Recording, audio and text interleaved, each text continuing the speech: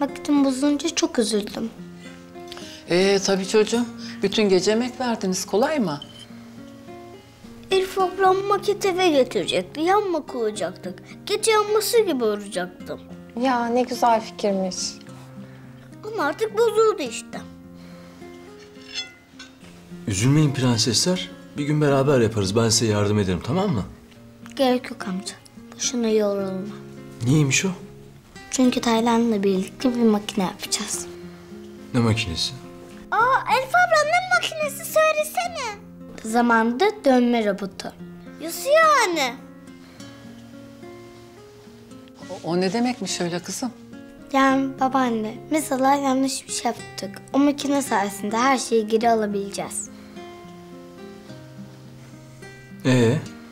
Yani o robotla kötü olan her şeyi, hatalarımızı silgi gibi silebileceğiz. Bak sen, yani geçmişteki yanlışları da düzeltebileceksiniz, öyle mi? Hı. Gerçekten yapacak mısınız Elif abla bu makineyi? Evet İnci, yapacağız. Ama sen yine de maket ev istersen söyle, birlikte yaparız, olur mu? Üzülme.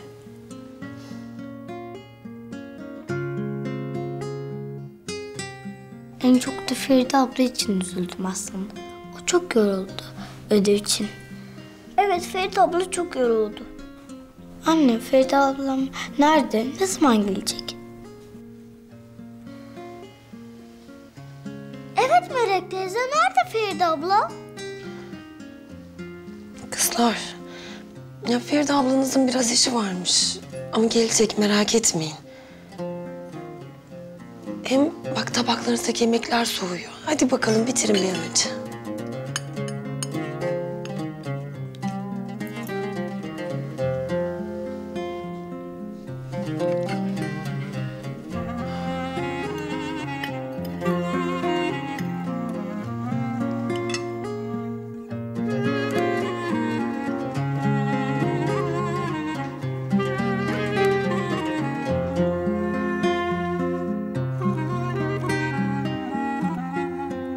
Kızım, sen bir şey yemiyorsun, iştahın mı yok? Yok, yani ben bu saatlerde pek bir şey yemem de. Ama günah kızım. Hem canına günah, hem nimete günah. Doydum Rabia teyze. Daha fazla yersem patlarım. Ben de sana tıka basa karnını doyur demiyorum ki yavrum. Ama bedeninin ihtiyacı olanını yiyeceksin yani. Tamam yiyorum. Ay koskoca şirket sahibi oldum. Ev arkadaşı olarak da düşe düşe Rabia teyze düştü bana ya. Şansıma bak.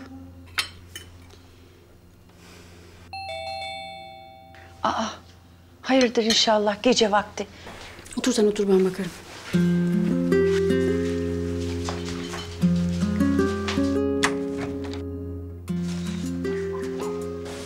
Erkut, hoş geldin. Hoş bulduk teyzeciğim.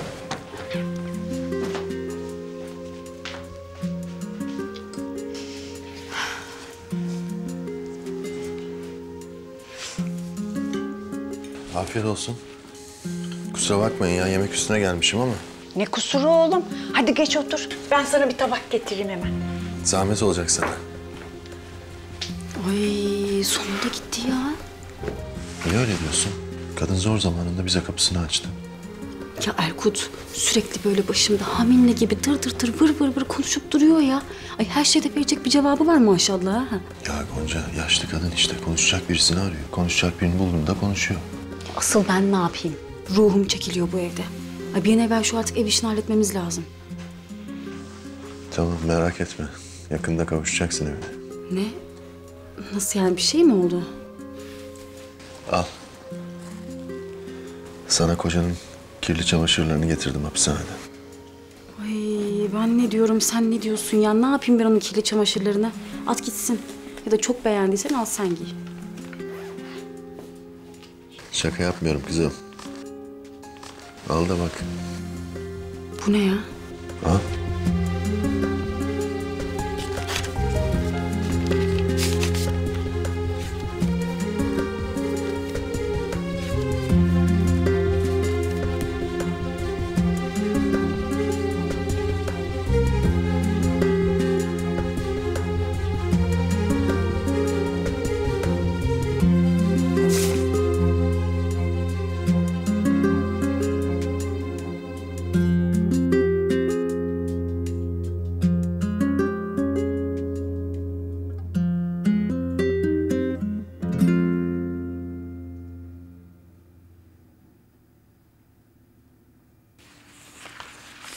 Abla.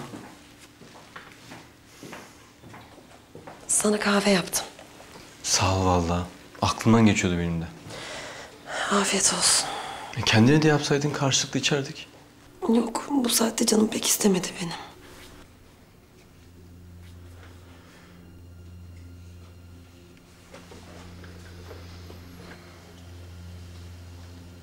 İyi misin sen?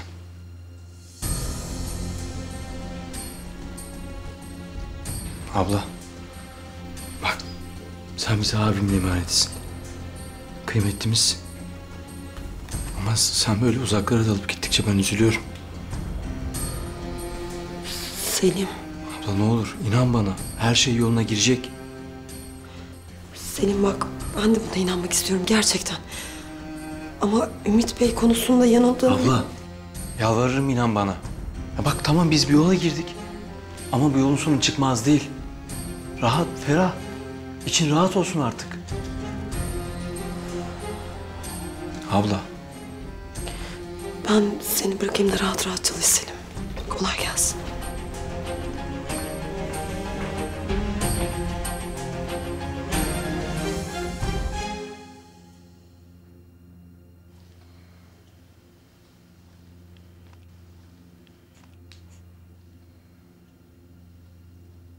Gerçekten yapabilir misin Elif abla? Sen sonuçta filmlerde falan var. Bence yapabilirsin. Yaparsınız Elif abla. Ben size inanıyorum. Peki bu çizdiklerin gibi mi olacak? Bilmiyorum ki. Yani daha istediğim gibi bir şey çizemedim. Hem böyle uçaklar gibi kanatları olmasını istiyorum. Hem de kocaman tekerlekleri. Çünkü çok hızlı olması gerekince. Peki bu makinelerden ne kadar eski zamana gidebiliriz? Ben çok eskilere gitmemizi de istiyorum ama ne kadar yapabiliriz bilmiyorum. Elif abla. Efendim İnci? Annemi de görmeye gidebilir miyiz bu makineye?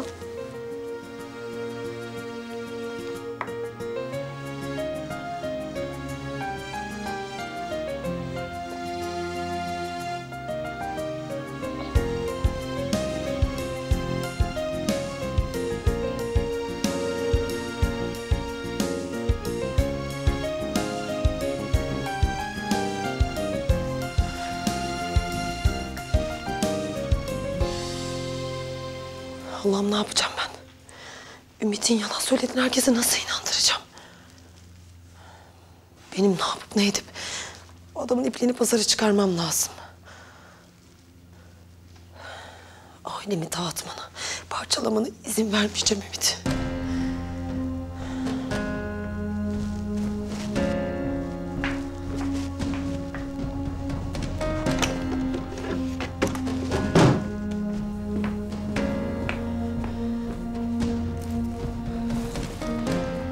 Bakalım kimsin nesin görelim Ümit Koroğlu. Ümit Koroğlu.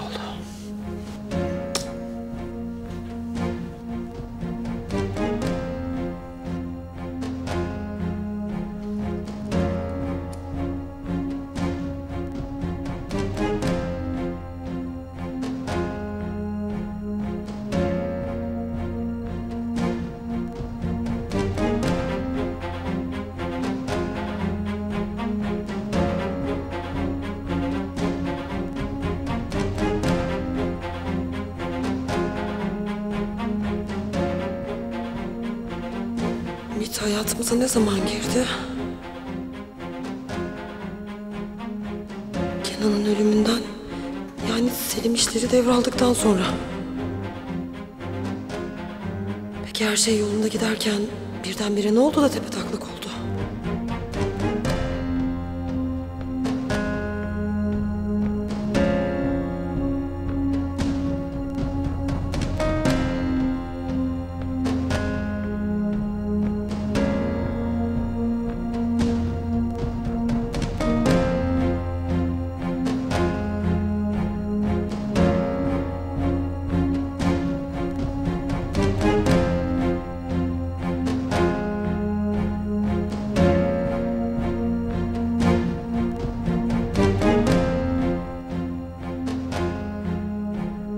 Tabii ya. Doruklar.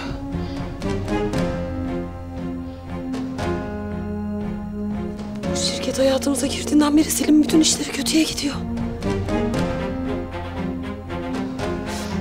Ümit'in kesin bu işle bir alakası var. Yoksa işler bıçak gibi kesilmezdi.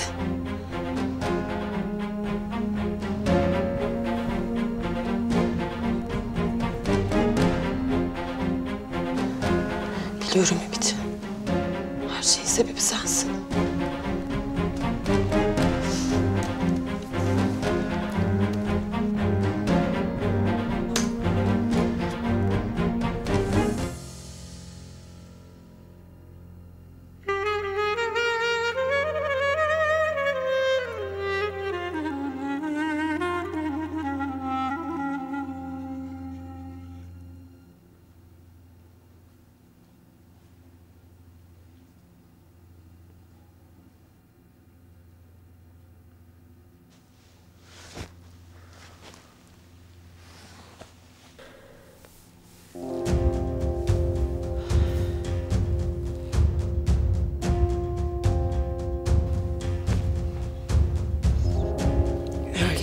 Böyle bir şey varsa, gerçekten Doruklar şirketiyle bir alakan varsa, o zaman kork benden Ümit.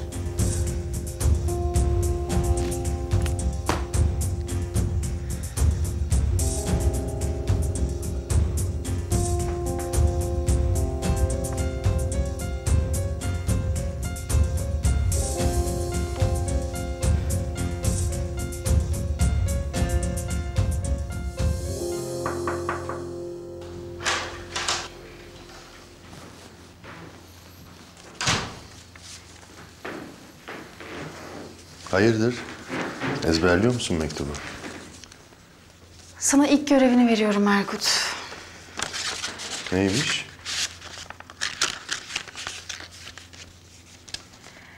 Bu mektup asıl muhatabına gitmeli. Ve sen bunun kim olduğunu çok iyi biliyorsun. Bilmem mi? Siz nasıl uygun görürseniz hanımım.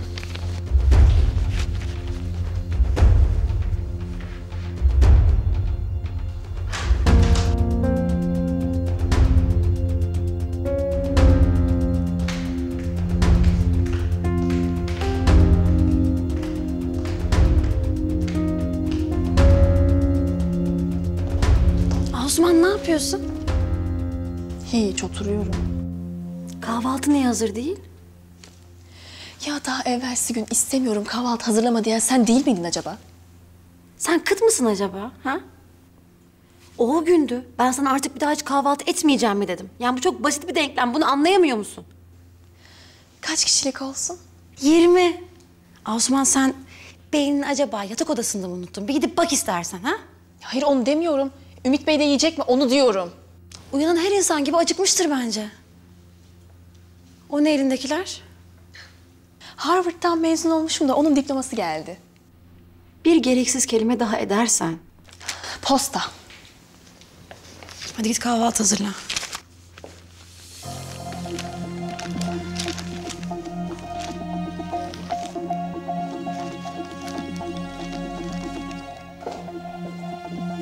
Deli midir nedir ya? Bir hazırla diyor bir hazırlama. Kendi ayarsız ya benim de ayarlarımla oynayacak illa. Dengesiz.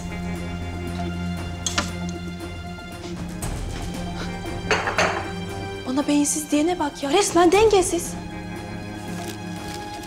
Faturalar.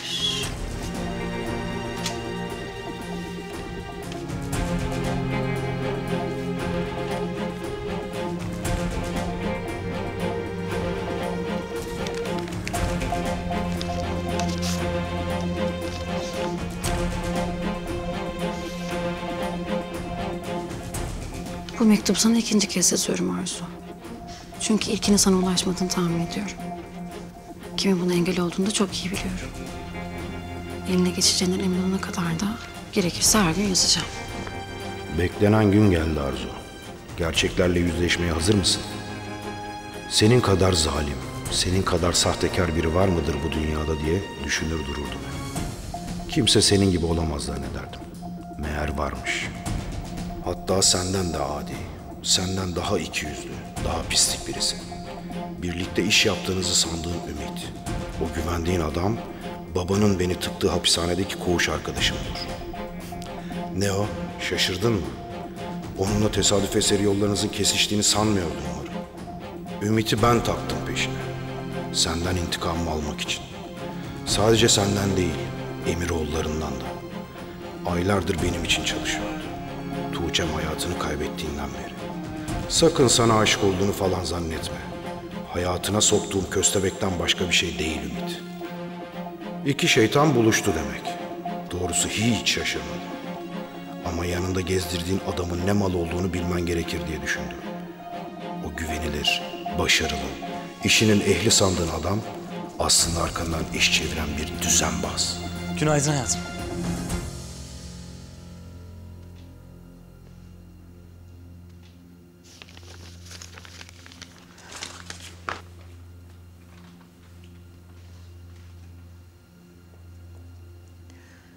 Defol git evimden. Defol. Defol git dedim sana. Defol! Arzu ne oluyor? Ne demek ne oluyor ya? Bu ne Ümit? Ha? Bu ne? Bu ne? Delirdi mi bunlar be? Arzu bu ne mektubu? Ben anlamadım bir şey. Madem salağa yatacaksın, o zaman ben sana buradan en can alıcı bölümlerinden birini okuyayım ha? Olur mu? Birlikte iş yaptığınızı sandığın Ümit, o güvendiğin adam, babanın beni tıktığı hapishanedeki koğuş arkadaşım olur. Ne o? Şaşırdın mı? Onunla tesadüfen karşılaştığını mı sanıyordun?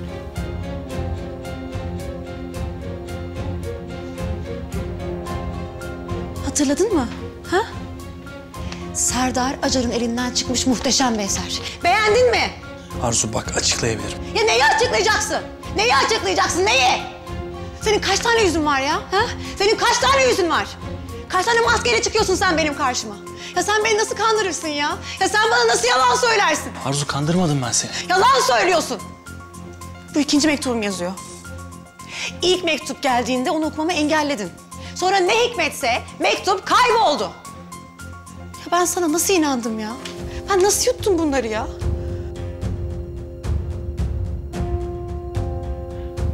Ben böyle olsun istemedim Arzu. Seni tanıdığım ilk gün her şey değişti bende. Bu mektupta yazan her şeyin hesabını vereceksin Ümit. hepsinin hesabını vereceksin.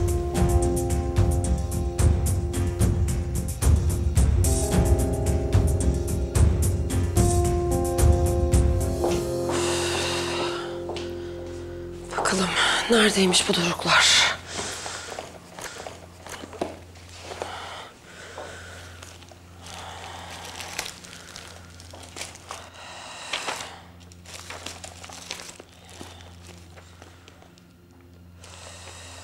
Bunların hepsi fatura. Bunlar değil. Bunlar da müşteri listesi.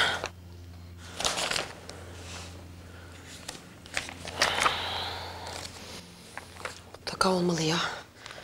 Mutlaka burada bir yerde olmalı bunlar.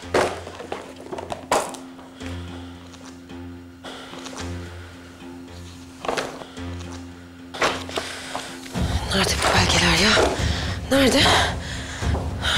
Bilgisayar. Bakalım bakalım.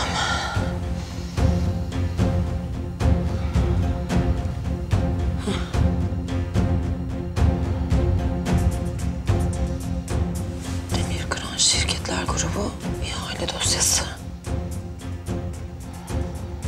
Bu galiba.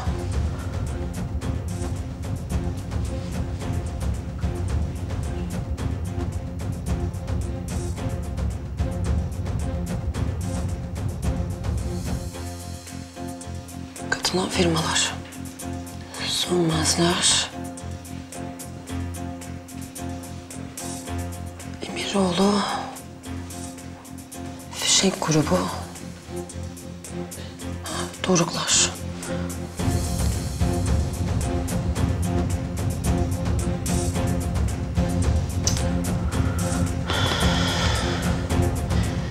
Bitti ikili, mutlaka bir şey olmalı burada ya.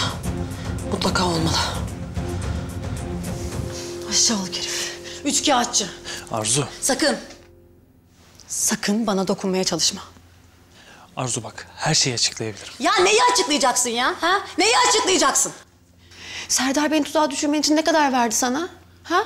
Ne kadar verdi Ümit? Arzu bak öyle tuzak muzak söyleme lütfen. Ya başta evet. Yani hayır.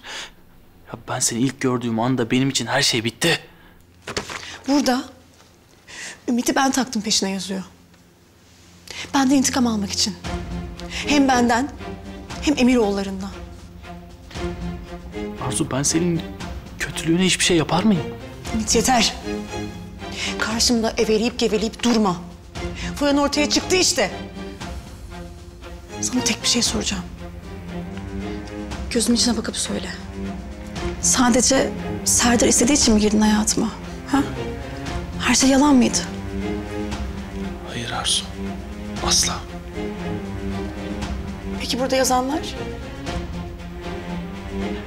Bak Arzu. Serdar senden intikam almak için benden birçok şey istedi. Ama ben yapmadım, yapamadım. İlişkimizi öğrenince de bizi kıskandı işte. Ölüm gitti.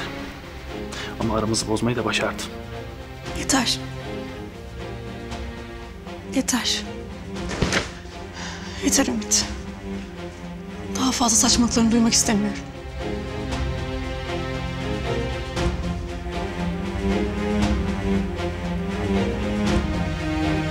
Ah Serdar ya, senin yapacağın iş bu kadar olur zaten. Merhaba.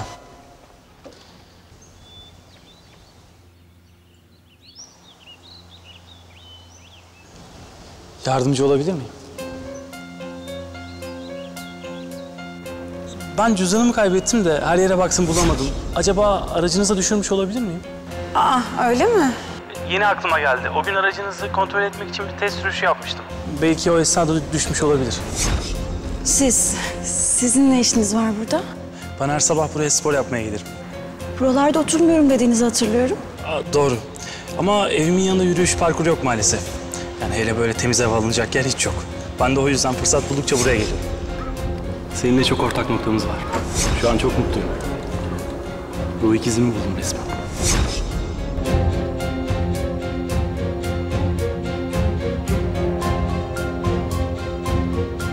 Sen bana ne yaptın biliyor musun Arzu?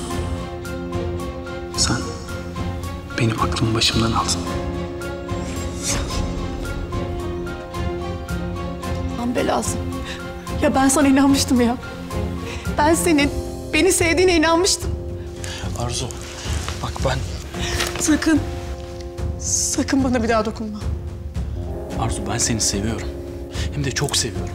Ya sana yemin ederim, sana olan hislerimin hepsi gerçek Arzu. Ben sana aşığım, deli gibi aşığım.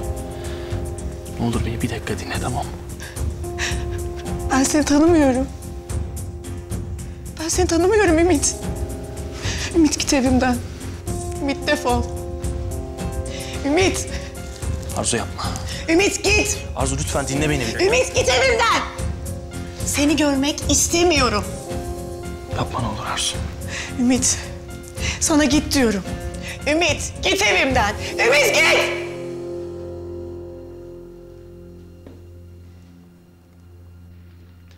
Arzu.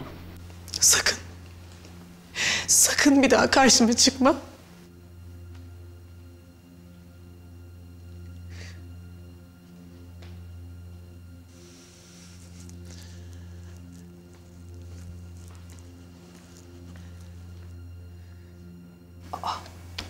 Resmen kovdu adam ya.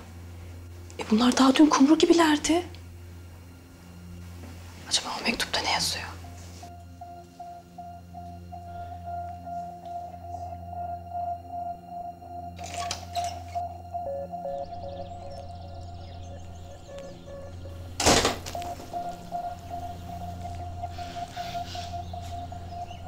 Kaybettim onu. Arzu'yu tamamen kaybettim.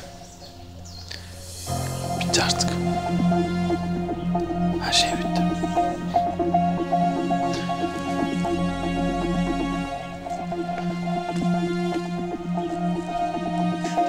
Ben nasıl inandım buna ya? Ben buna nasıl inandım ya? Allah seni kahretsin! Allah seni kahretsin Ümit! Allah seni belanı versin! Allah seni kahretsin! Ne yapıyorsun Allah aşkına ya? Bak çekil ayağımın altından, tamam mı? Senin de gözüm görmesin. Lanet olsun hepiniz, hepinizden nefret ediyorum. Git! Git başımdan! Güvenebileceğim bir kişi bile yok benim ya. Güvenebileceğim bir kişi bile yok. Lanet olsun sana.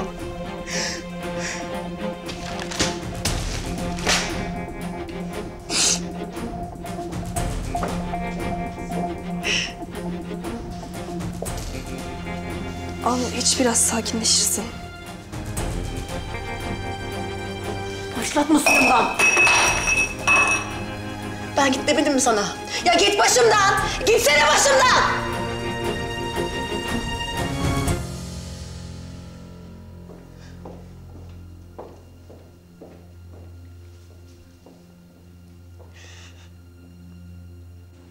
Bu ne? Hizmet alımı ihaleleri uygulama yönetmeliği.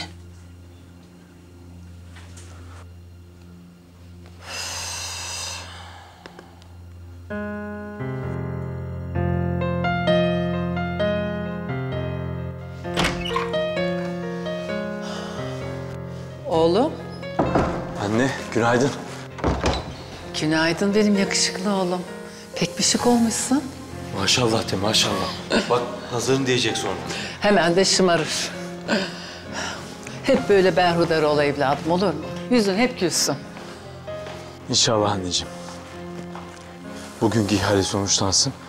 Hepimizin yüzü gülecek inşallah. Hayırlısı olsun yavrum. Sen yüreğini ferah tut. Kendinden emin ol. Allah'ın akıyla dimdik kalkacaksın altından. Ben inanıyorum yavrum. Hadi sen işine bak yavrum. Ben de çaydanlığın altını yakayım. Tamam anne.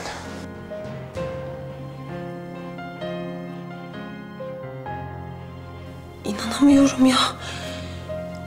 Ümit'in bize sokmaya çalıştığı bütün ihalelerde Doruk'ların da adı geçiyor. Kazanamayacağımızı bile bile bu ihalelere soktu bizi.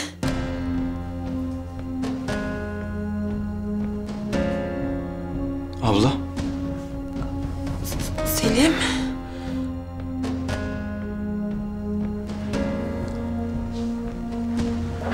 Ne yapıyorsun sen burada?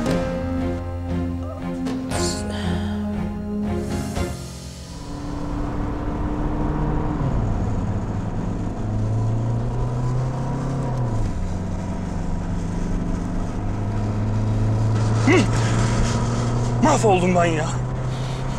Bittim ben. Arzu, ben sensiz nasıl yaşarım ya? Ben senin için her şeyi göze aldım. Bunu nasıl görmezsin Arzu? Para pul umurumda mı sanıyorsun benim ha? Para karşılığı ben seni nasıl oyuna getiririm, bunu nasıl düşünürsün? Benim istediğim tek şey sensin!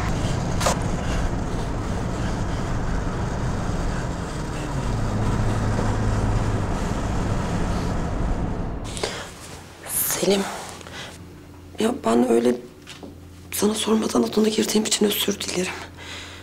Ama benim bu dosyalara bakmam lazımdı. Aklımı kurcalayan şeyler var. Neymiş o?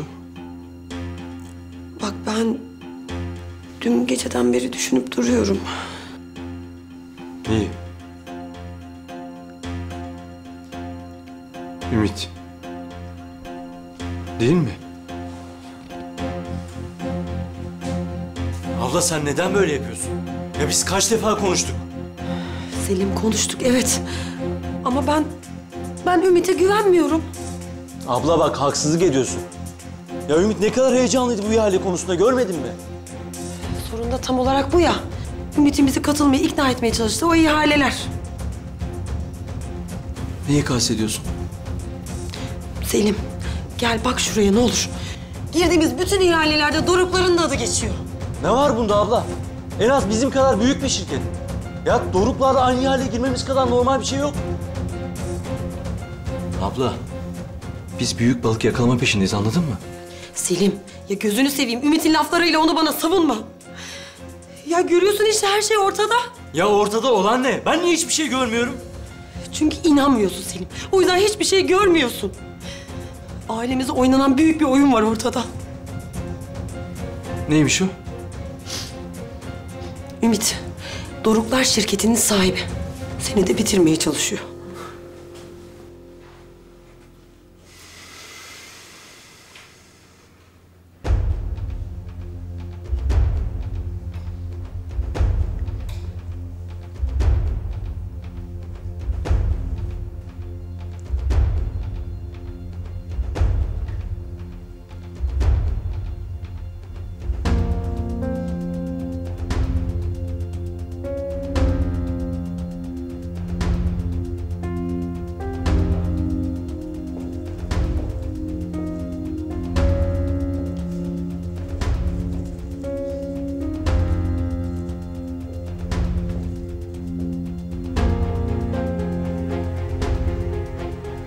Ay ne yazıyor şu mektupta böyle ya?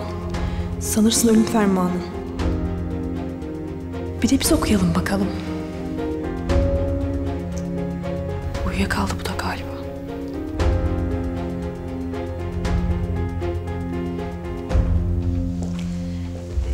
Ben de sana ilaç getirmiştim sinirlerini yatıştırır diye. Hadi ama. Ya bana kızma. Gerçekten iyiliğini istediğim için. Hadi iç.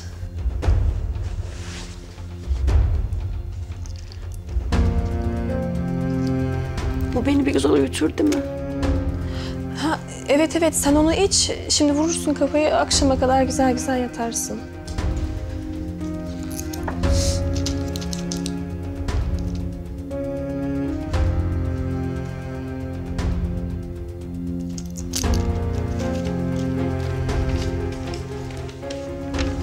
Benim bir gözüm hep açıktır Asuman.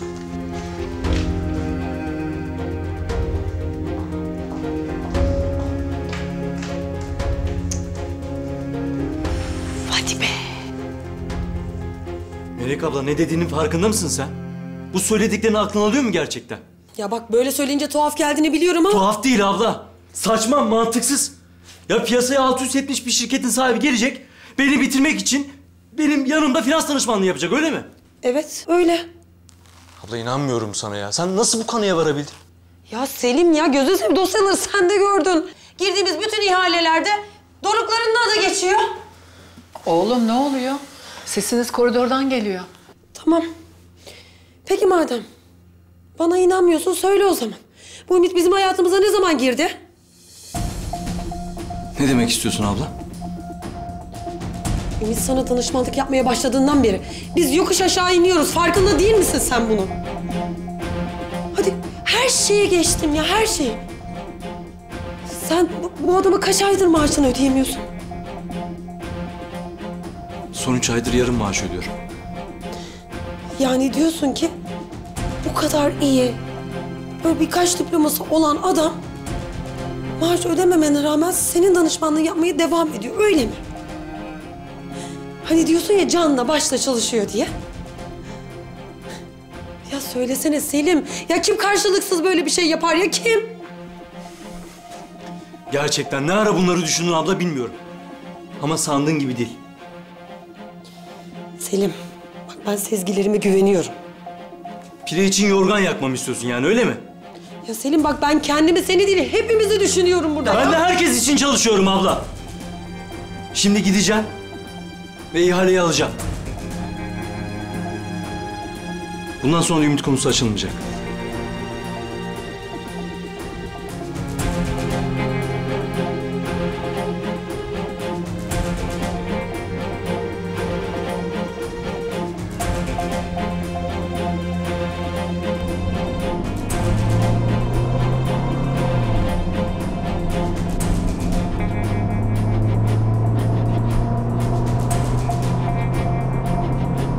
Ne yapacağım ben sensiz ya? Ne yapacağım Arzu? Beni sensiz bırakacağını öldür daha iyi Arzu.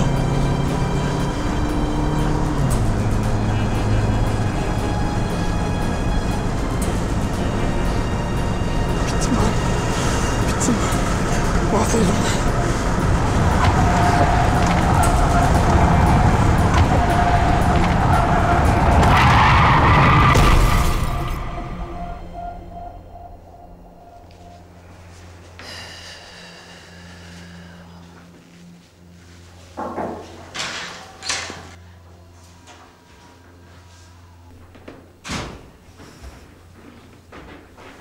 Hayırdır? İhalenin heyecanı mı sardı? Ay hem de nasıl, içim pırpır ediyor resmen. O zaman senin heyecanını arttıracak bir şeyler söyleyeyim. Ne gibi? Geç otur şöyle.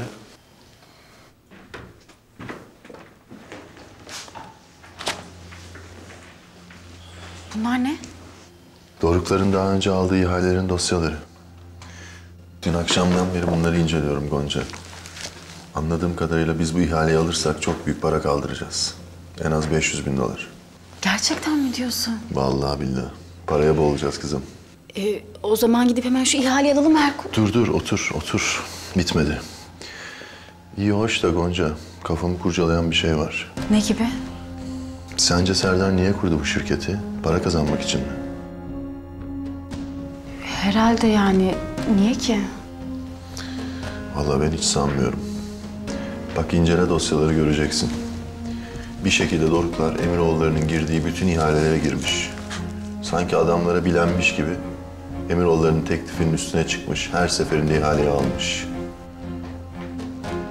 Yani ne demek istiyorsun? Yani demem o ki sanki adamlar Emiroğulları'nı bitirmek için özel bir çaba sarf etmişler. Ve bunda da başarılı olmuşlar. Şu listeye bak mesela. Bak.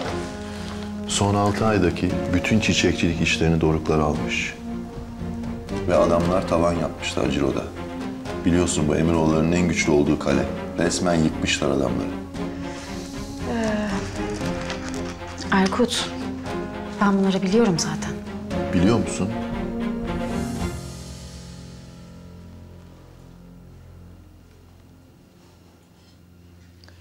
Melek, kızım.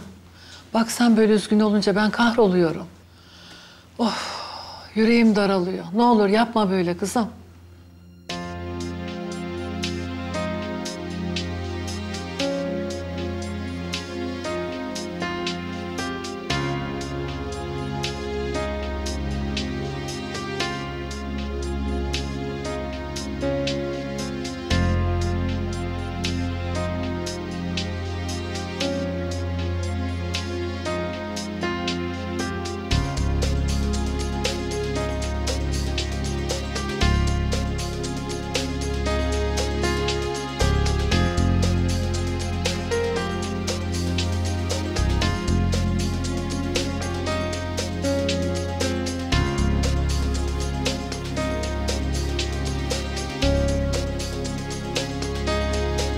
Abla. Sesimi yükselttiğim için çok özür dilerim. Gerçekten çok üzgünüm. Ama Ümit'le ilgili fikirlerine saplandın kaldın.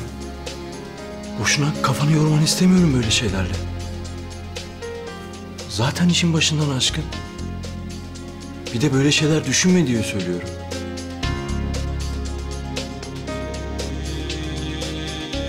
Abla bak, ben Ümit'e güveniyorum. Böyle şeyler yapacağına inanmıyorum. Neden peki Selim? Bir nedeni yok abla. İkimiz de farklı düşünüyoruz. Hepsi bu. Ya bir kere olsun, bir an olsun haklı olma ihtimalim aklından geçmiyor mu senin? Abla. Selim, oğlum tamam. İkinizin de morali bozuldu şimdi. Sonra yine konuşursunuz. Melek çok üzüldü zaten. Ben sonra konuşmak falan istemiyorum anne. Bu konuyu burada konuşup netleştirip kapatmak istiyorum. Tamam, nasıl istiyorsan öyle olsun Selim. Abla bak, ben seni anlamak için çabalıyorum. Sana inanmaya çalışıyorum. Ama yapamıyorum. Ümit'in dolandırıcı bir sahtekar olduğuna inanamıyorum abla. Aklım almıyor. Yani ben haksızlık ediyorum öyle mi Selim? Hayır, ben onu demek istemedim. Ama her şey ortada işte abla. Söylediklerin sadece bir komplo teorisi.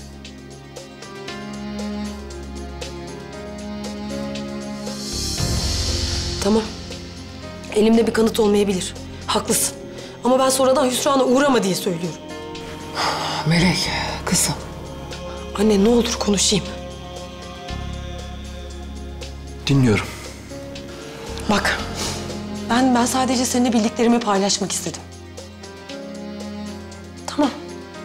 Diyelim ki ben haksızım. Ümit sadece bizim menfaatimiz için çalışıyor. Ne güzel. O zaman bir şey kaybetmeyiz. Öyle zaten abla. Selim, bak ben sadece dikkatli olalım diye diyorum. Ya sonuçta ortada şüpheli bir durum var. Yani inceleyelim diyorum.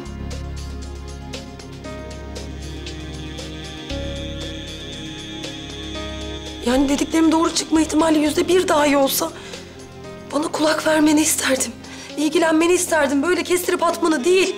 Benim kestirip attığım falan yok ki. Bir kanıt bulamadık işte. Ne yapayım ben şimdi? Doruklar şirketi kimdir, nedir mesela? Ya bunu araştırmamız gerekmiyor mu? Tamam. Belki Ümit şirketin sahibi değil. Ama ben eminim ya. Ben o kadar eminim ki bak aklım almıyor. Mutlaka bir alakası var. Göreceksin. Ya ben bir kanıt bulacağım. Sana kanıtlayacağım bunu. Selim, inan bana haksız çıkmayı o kadar istiyorum ki. Anneciğim hadi gidelim.